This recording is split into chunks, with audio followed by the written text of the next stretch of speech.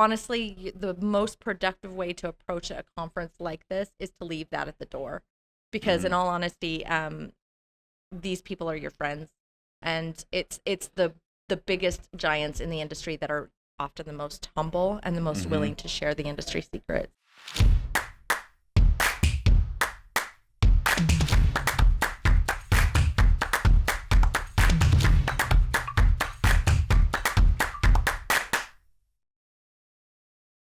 Oh, well, here we are at Author Nation. I just went for a nice run.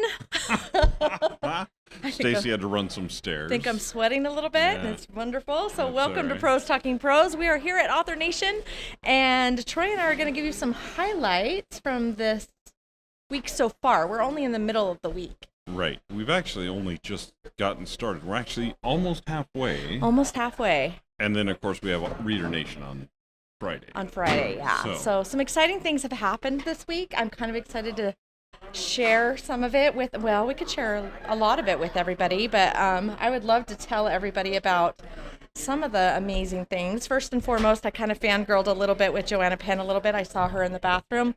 We talked about the nervous wee you take before speaking, and that was always fun to, catch up with her on that. But also just some other amazing people that are here. We've got Russell Noelty. We got Michael Evans.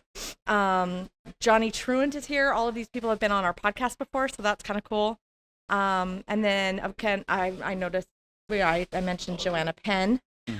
You're having a meeting. You're going to be on a podcast with Michael Evans a little bit later. Right, just in about an hour or so. Yeah, and then so we've had Becca Syme is here.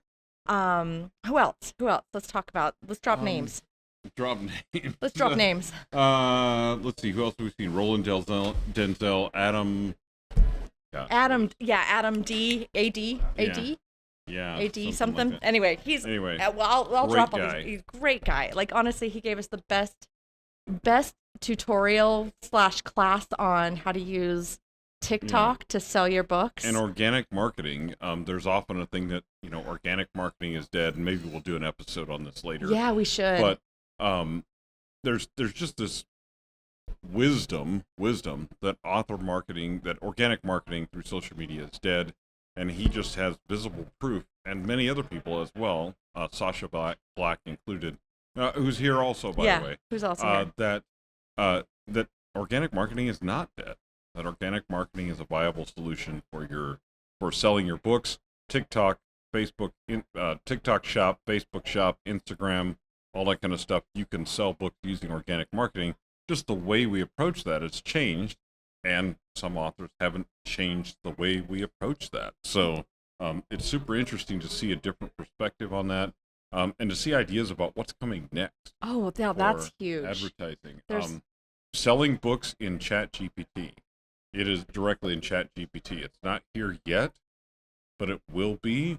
One of the ways that AI tools like that are going to continue to exist and somehow manage to at some point be profitable is going to be ads. And there's going to be search engine things that we can do. And it's super exciting to just hear other people talking about it and talking about being on the edge of these things. Of course, Michael Evans is talking about being on the edge of creating videos using Creatorwood, which that tool has evolved so much since we had him on our podcast. I almost feel like we should have him back. Johnny Truant is working on another Kickstarter. There's a group of us launching Kickstarters here on Friday. We're going to hear James Patterson talk on Thursday afternoon. Super exciting stuff here. And man, this is just a really great place to be. It's just been a lot of fun this week. And last year, Troy and I kind of just loitered in the lounge. We did we'll show up on Wednesday and kind of just hang out in the lounge and see who we can see. And I'm so glad that we actually bought tickets this year to be in the conference. Well, and that we were a vendor. We had tremendous response to our vendor booth. We really appreciate everybody who stopped by. Yeah, we do. Hopefully some of you are now listening to this podcast, wherever you listen to podcasts, or watching on YouTube, or whatever it is that you're doing. But we're really excited to just get to meet a whole bunch of really great authors. In fact, the gal that helped me set up the video for this is the gal that approached me in the booth on Monday, and that I've been like, I'm going to spot her somewhere. She's going to spot me. And I walked up. She's like, oh, I need to talk to you. I'm like, oh, I've been looking for you since Monday. So anyway. Well, there is about 1,280 people here. Something like that. Over 1,200 authors here, which is another thing. If you're an author, gathering with community like this, there's just something empowering about it. About seeing that you're not alone. That there's other authors out here. There's editors. There's people in the industry. And they're real people. And you can just reach out and talk to them. The people that have developed different writing software, you can literally talk to them like right here, right now. It's absolutely just amazing. And everyone's super friendly. Like nobody's like, oh, I'm so busy, I can't talk to you right now. Everyone's just super kind. So it's really great. It's really great. So Troy's presenting tomorrow morning. He'll be doing a plot on the spot, right? Yes, and that's going to be so much fun. Yeah, those are just, and for those of you who haven't seen those before, some of mine are on YouTube, various places and things like that, but it's really just with audience participation, we write a plot and complete a plot in an hour. And then I tell everybody a little story at the end. Everybody cries and we all go home. It's kind of half comedy routine, half emotional roller coaster. It's really super fun. And so I can't wait to do that here. It's just going to be absolutely. And he's actually, hopefully everything goes well and you can partner with Tara from Novelio because she's actually planning on helping you out with that. Right. That just happens to be the software that we're going to use to, Novelio is not sponsoring the talk. We're not selling anything. But that's the software that we're going to use this particular time to do plot on the spot. And I think it's just going to be a really fantastic opportunity and fantastic software. It's going to be great. Can't wait. It's going to be great. One of the things that I wanted to point out is there's just so many tools that are available to authors right now that people probably aren't aware of. I know that a lot of times, a lot of our listeners probably just go Google when they need something. And sometimes you're kind of thrown down that rabbit hole and you're Alice in Wonderland tumbling through and you're trying to figure out what to do. What's really great about places like this is you can actually talk to the vendors and you can actually learn about how those tools might be utilized or implemented in your own business plan, which is absolutely phenomenal. And one such of those companies approached me on Monday night and talked to us about translations. And we're going to have him on our podcast probably in January max. And he was just amazing. But they talk, they can talk to you about like utilizing those tools to launch your books in other countries and to actually take advantage of the demographics in other countries that might be interested in reading your book, which could like skyrocket your career. I mean, just literally skyrocket your career. People are finding a lot of success and a lot of income as an author doing that because the markets aren't as saturated as they are here. The market is not as saturated as in the U.S. The readers are way more open to, like, they love Americana. They love the various things that we write about in America. They think it's great. And so there's a fantastic opportunity there. And I love that software. And then there's a company that will help proofread it for you in another language, because clearly I'm not going to read it in German and go, looks good to me, because I don't speak any German. Or whatever the language may be. I might be able to get by in Spanish, but I'm still not going to be fluent enough. Well, you and Wes talked a little German last night. It was obscene. So we're not going to talk about that. We're not going to use those German words on this podcast, partly because we're supposed to keep it PG-13 in this area too, which is a challenge for my presentation because we can't do any steamy romance. But anyway, it is kind of a little challenging sometimes. Stacey's mouth gets caught up in excitement sometimes. I say things I probably shouldn't. It's just and there's programs like Plot Drive, which is a really interesting like AI blend program that uses AI to help you get unstuck as a writer and things like that, but doesn't take over your writing. It's a really fascinating tool. And it's one I haven't explored it fully yet, so I'm not advertising. Yeah, we're not advertising anything but we are exploring these things. I am exploring that one because there's some interesting things that could help you with things like writer's block and getting stuck and things like that really might help you with your author career. So really the things that we're looking at as software and things like that is stuff that enhances your author career and helps you to be a better writer. Exactly. And to be more successful. So there are all kinds of programs out there that can help you with the business side of writing and things like that. And with AI, there's a lot of things that are possible. again, we've talked about AI on our program before. If you're completely anti-AI, I'm sorry. We're sorry, but we also understand. I mean, right, that's we the understand. thing. We do understand. I think there's a, for us, we feel like there's a balance, and AI can be used as a tool in certain circumstances. So, but there's other circumstances where we might not necessarily use AI, but somebody else might, and that's actually perfectly okay. Yeah, well, exactly. So I absolutely love the community here. Like Troy mentioned, there's just a lot of people. It's like being amongst your tribe, and it I think it's even on the banner where we found our tribe here. You're not alone here. In fact, we went to another class this morning that was about writing inclusive in your novels, and how to represent but not stereotype characters. And it was really great to be among people who have different perspectives and feelings about the way that they're represented in literature, and making sure that they're represented correctly, but also treated like humans, right. Treated like we're just characters in our own stories, right? Well, so really, it was one awesome. of the reasons that I went to that class, first of all, I love the presenter, and I really wanted to show them support. Yeah, they're great. But the second thing is that as an editor, it's part of our job to edit stories and preserve the characters. Exactly. And the author voice and all that kind of stuff. And so I think it's important for us to go to those classes, not even if you're not necessarily writing that kind of fiction, or not even including those characters in your fiction, because we have authors that do. And we need to do a good job of helping them present that story to the world. Exactly. And also not allow our own biases and our own prejudices to get in the way of editing good stories.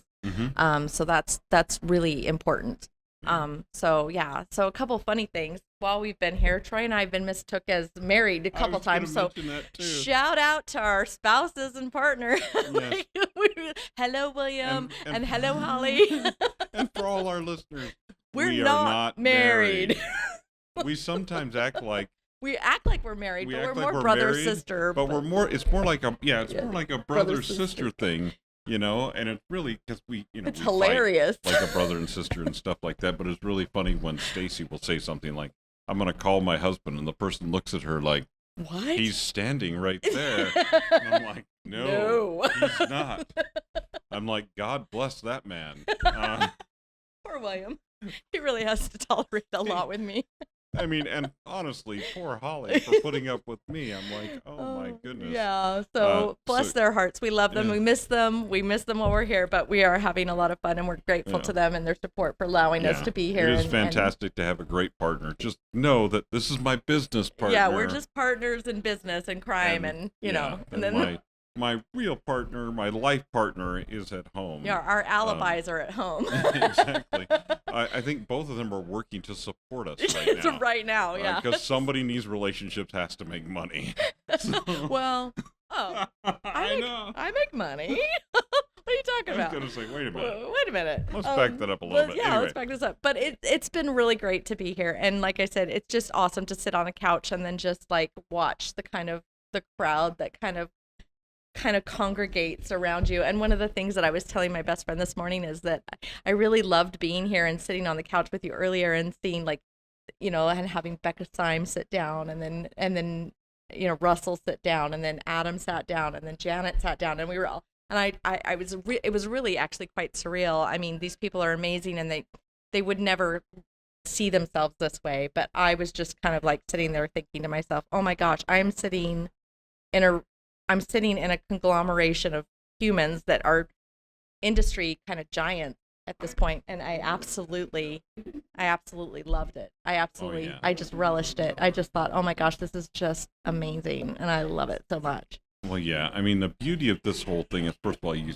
see these people as human, which they are. I mean, let's just be real. It's just, we're all just people, and really, all of the people here, all the authors here started wherever you are right now. Or have been there. You know, and and even those of us that started doing this years ago, none of us knew what we were doing. And with all the changes in publishing now, none of us know what we're doing now. None of us know what we're doing. Like, we're all learning as we go. Yeah, all of us are kind of like, we don't know what we're doing. So we have some background and context that's relatively important, but it doesn't save us from the fact that we really don't know necessarily. And that's like why we always say, it's difficult to predict things, especially when it comes to the future. And so we're all just kind of winging it here with what's happening next. Yeah, and I think that's important. And too. what's great though about this, and why I absolutely love this community, is because when we're coming together like this, we can bounce ideas off each other. If one of us has an idea and somebody says, "Hey, look, I tried that, it didn't work," we're very transparent. Nobody's holding anything really tight to the vest and saying, "No, I'm not going to tell anybody about that because I'm going to keep that to myself." I mean, we're all here to help each other and lift each other. And that's what's beautiful. I think a lot of times authors get into this thing where they're like, well, that's my competitor. Right? I want to sell more books than that person. And in fact, I've even met a few people that have kind of got this like air or aura about them that they're kind of like, well, I'm somebody. And you kind of, honestly, the most productive way to approach a conference like this is to leave that at the door. Because in all honesty, these people are your friends. And it's the biggest giants in the industry that are often the most humble and the most willing to share the industry secrets. Well, because the more we learn as we go through this publishing journey, the more we learn that there is so much more to learn, and that we know so little of what the overall knowledge is. So even someone who seems incredibly knowledgeable, like really, honestly, we are all standing in awe of a huge industry and a huge the amazingness of creativity and the things that people do in just amazing and different ways. So like there's nobody here. The people that are the most pretentious are the people who know the least. I think that's usually noticed. Now that's not always true. There are some pretentious people who are also very brilliant, know a lot of things. Right. But for the most part, the thing is, they're not always the ones that are going to sit and have a conversation with you and share them, right?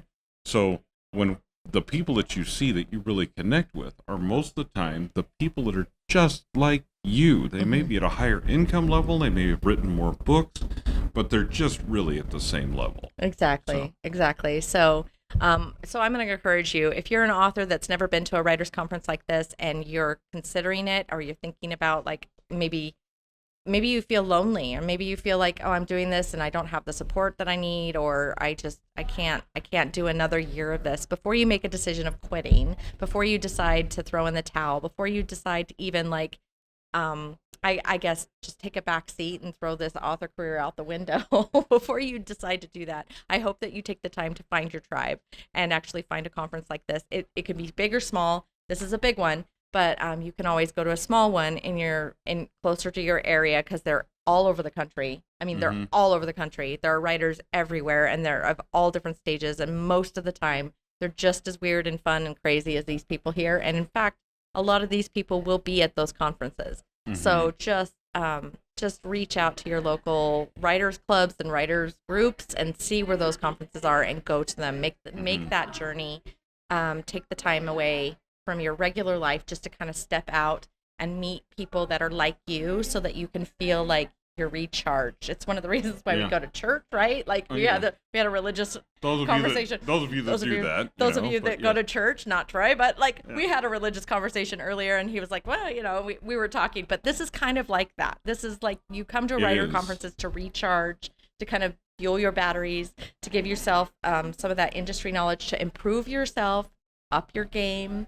And to connect with people that are your peers and beyond. Right. And it's important to understand that. Like, there are people that are at your level, and sometimes it's encouraging to just say, yeah, you're struggling with Amazon ads too. Me too. Like, I can't get this stuff to work. I don't understand how these guys are doing it. Let's go to a class together and figure it out. Or sometimes it's good to just sit down with somebody who does have it figured out, that says, hey, you got to change your mindset. This is what we're thinking about. You've got to think differently about this. You've got to think in a new way about what you're trying to do and what your goals are. Right. And so it's wonderful to be able to do that. It's wonderful to walk into a room. You may be the most accomplished writer in your local writers group, but when you walk into this room, that's no longer the case. You're talking to people that have been in the industry for 20 years, and that have found success and have maintained that success for 20 years. And that's really a big deal. That's really a big deal. It's a huge deal. Yeah. So I'm gonna pick on some of my highlights. Got a little bit of time here. I'm gonna say some of my highlights. Okay. So highlights. I absolutely loved Becca Syme's presentation yesterday morning. She made me cry. It was fabulous, but she does teach this on a regular basis about her like happiness cycle. I don't know, what does she call it? Like, is it a happiness cycle? I think it's called the happiness cycle. But it's absolutely, I mean, I've done it before, but it was really great to be refreshed on that. So if you don't know what I'm talking about, go find Becca Syme on the internet and sign up for one of her classes, courses, buy her book. She's absolutely phenomenal. We're actually going to bring her on into some of our team efforts to help with some coaching in marketing and author strategies, and I'm really excited to bring her on board with us here at Print to Pro. So thank you, Becca. If you ever happen to listen to this, we love you. I'm a huge fan. I've always been a fan. And then some of my other favorite highlights was talking to Tom. Every time I see Tom from Pro Writing Aid, I jab him in the shoulder. And he's like, I think I'm hitting him harder and harder throughout the week. Each time, yeah. I need to, like, the man eats clean, right? Like, he likes to eat clean food, not fried food and stuff. And I told him that he needs to reserve one of his meals with me so that I can make sure that I can eat a clean meal with him. So I'm really, like, I keep telling him that. I don't know if I'm going to get time with him. He's a very busy man, but I do hit him hard every time I see him. So it's really great. Do you have any highlights that you want to? Oh, man. Well, I just love, so one of the people I love talking to is Russell Nolte, because he's a guy who understands the author business, understands publishing, but has just tried some weird and, like he says, weird and crazy He's kooky. Stuff. He gave me some like quantum physics lecture the other night, and I was like blown away. I was like, I loved it. No, and the thing is, part of it is that he understands this mental game of writing, and he's willing to go deeper than a lot of people will. And what that means is he puts out some really weird stuff that not very many people read, and that are hard things to sell. But if you get into them, you understand, like, this is actually an amazing thing. So, and he's just a cool dude. He's just like, a honestly, super cool guy. I've never seen his eyes. Typical LA. Yeah, I've never seen his eyes. They're always behind a pair of shades. Oh man, you missed out. But anyway, you don't. He takes see that them often. off, and then red light shoots out of his eyes or something. You don't see that often. But anyway, so super nice guy that I love connecting with. I love connecting with guys like Johnny Truant and Sean Platt, guys that were on the leading edge of this indie movement when it started, and have transformed their careers over the years to change even their viewpoint on how publishing should and does work and things like that. It's great to talk to those guys.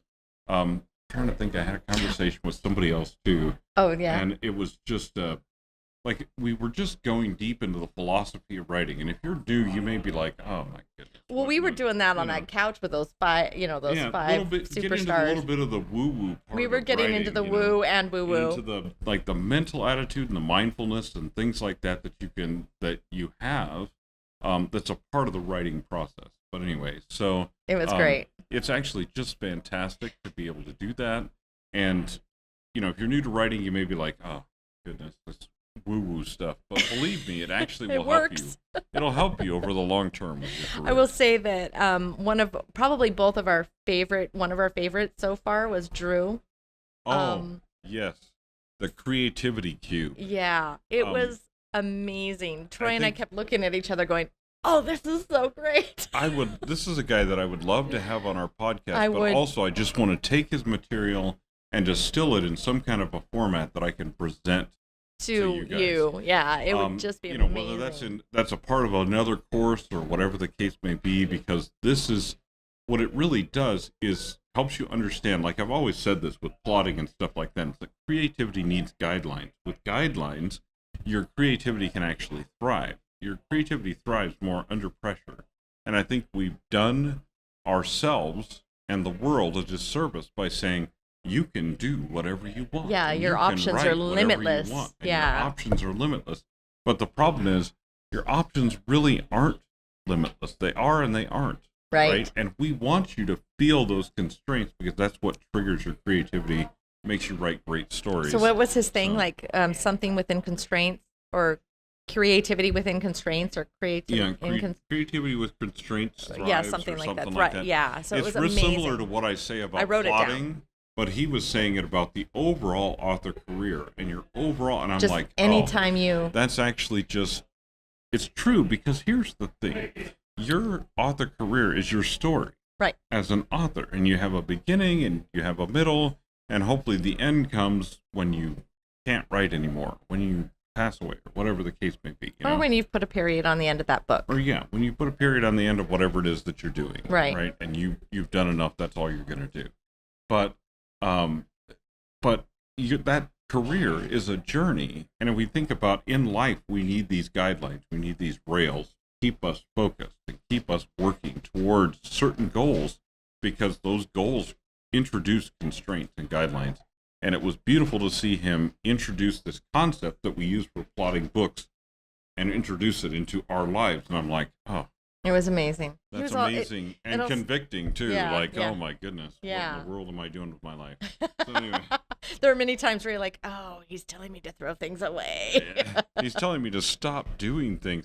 And I'm thinking back to Becca Syme, and if you find her QuitCast thing, or Writer You Should Quit. Yeah. And I'm like, oh, gosh, I should quit. There's things I should quit doing so that I can do these new things that I want to do. And I'm like, I don't want to quit anything. It's hard to give up on things that you feel like are worthwhile. And in a lot of ways they are. I mean, some things that we pursue are worthwhile, but oftentimes they become a millstone around our neck if we don't let go when there's other things. It's what's good for you versus what's best for you. Exactly. And so it's not that thing is necessarily bad. It's that in order to make room in your life for more, you can't just keep doing more. Right. Because you're never going to sleep, you're never going to eat, you're going to produce problems for yourself. Right. So at some point, you have to release things to make room for more. Right. So, and I mean, we all know this. There's all kinds of metaphors for it. We all know it. Right, intellectually, but it's difficult to actually stop put it into practice and make a plan and apply it to your life. I'm like, ew, that doesn't feel so wonderful. It does feel a little ick. But it's really what needs to happen. Important. Yeah, it is important. It didn't also. It helped also that Drew is highly entertaining. Yeah. Oh yeah. He presented it in a highly entertaining way, but where by the end of it, you're like, you were laughing and crying, and you're like, yeah, you're right. You're right. At least I can laugh about it. Yeah. It was great. It was really great. So anyway, the rest of the conference, what do we got to look forward to? So of course, I'm doing a podcast with Michael Evans. I don't know when that'll air, but I'll let you guys know when that's available. That'd be cool. Because I'm launching a Kickstarter on Friday for Vincent Zandri and I's Book Blast. Hey Vince, shout out to Vince. How you doing, Vince? So, if you guys are interested in that and interested in reading Vincent and I's stories, hey, we would love it if you do. We understand our audience is mostly authors, so it's like selling ice to Eskimos.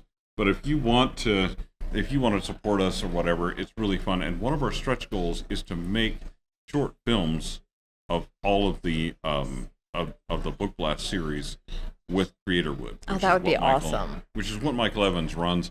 It'd be super fun to do this. Some of those movies there's been improvements. It's super interesting. Again, if you're nervous about AI taking the place of Hollywood, believe me, this is not that. And I'll probably talk to Michael about that. And we talked to him about it on our podcast a few weeks ago. So go back and check out that episode as well. But anyway, so we're doing that.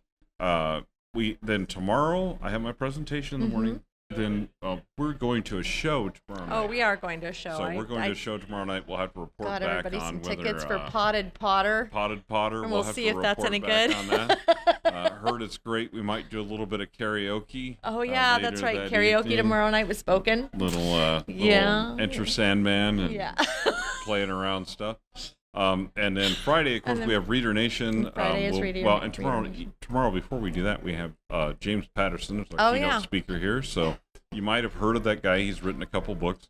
And so believe it or not, he's actually indie a little bit. So double. It's super interesting. His business model has been super interesting, and it really has made some changes, shake some things up in the publishing industry. We like that. So it's okay to be hybrid. We're just letting you know. And when we say hybrid, we're not talking about hybrid publishing. Hybrid publishers are different. They are more like a vanity publisher. When we're talking about hybrid, we're talking about dabbling your toes in both the traditional publishing world and also in the indie publishing world. And some people do that, and there's a reason to do it. There's some tools and it's something some Vincent and I have done. Marketing.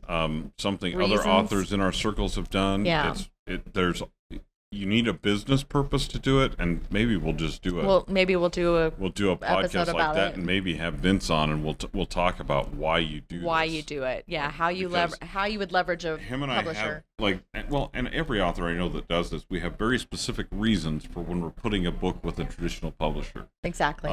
Versus begging for a traditional deal and settling for indie publishing, because that's not how it works. It's the reverse. Yeah. We're doing indie publishing, and sometimes we do traditional publishing. Sometimes we'll settle with a very specific purpose in mind. But anyway, I'll say settle for a trad because I'm like, it's almost because you're not getting as much money, guys. Just FYI. It just depends on how you're what doing you're trying to do. Yeah, what you're trying to accomplish. Exactly. But anyway, we can talk about that more. But anyway, yeah. So then Reader Nation on Friday, I'm signing a bunch of books. If you're in the Las Vegas area, stop by and see us.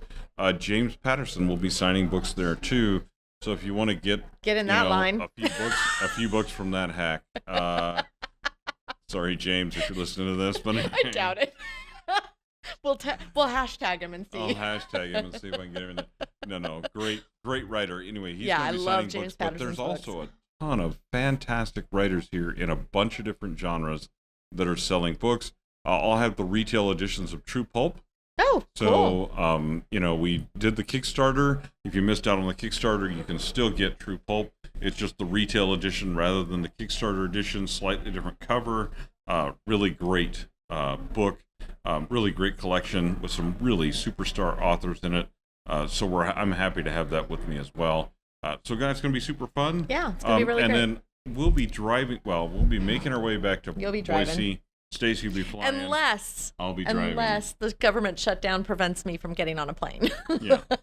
Which it might. We don't know. But thankfully we have a backup. We have a backup. So, we'll be making our way back to Boise and back to home, and you'll see us again next week with a little more normal.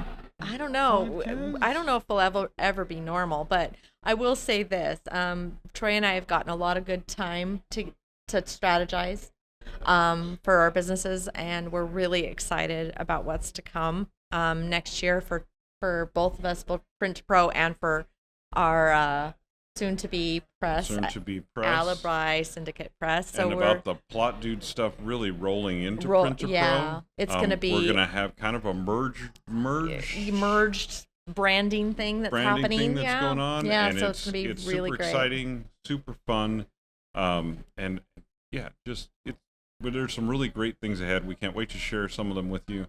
Some of them it's too early. It's too early. But I will say this. One of Becca's things, right, is to think about something that's happy, right? And then happiness leads to hope, right? Mm-hmm. And I love that because it's hard sometimes when we're kind of isolated in our own writers' worlds that we kind of get into these doomsday-ish, like, oh my gosh, this isn't working. We kind of get down on ourselves and wonder if we're alone, and we feel alone, and we don't feel like we're really part of that community or whatever. But Becca's leading to hope, and then leading to that stability, that cycle that she runs you through. It's amazing to feel that security when you go through that, and coming to places like this is really awesome because we get to feel that. You get to feel the happiness and kind of like roll around in it a little bit, and then metaphorically, I guess, and then make our way into that security and feel like there's hope for the future and that we're secure in this business. And that's just that's something that I think I really needed, and so coming here was really awesome. But thanks everybody for joining us this week, and we will see you next week again back in our respective offices. Hopefully Troy's in his new office. Maybe not next week, probably the week after that. Okay, maybe the next week. So next week it'll still be freshly painted. So. Well, if he's in there, he's going to be high on paint fumes, and that'll be really fun. It'll be pretty awesome. I'm seeing stars. Or I'll just be wearing a mask. I am not your father. That's even fun too. Anyway, we appreciate all you guys. Let us know if there's anything you would like us to talk about in the coming weeks. And remember to like, subscribe, and we'll see you guys next week. Have a great time. Bye. Bye.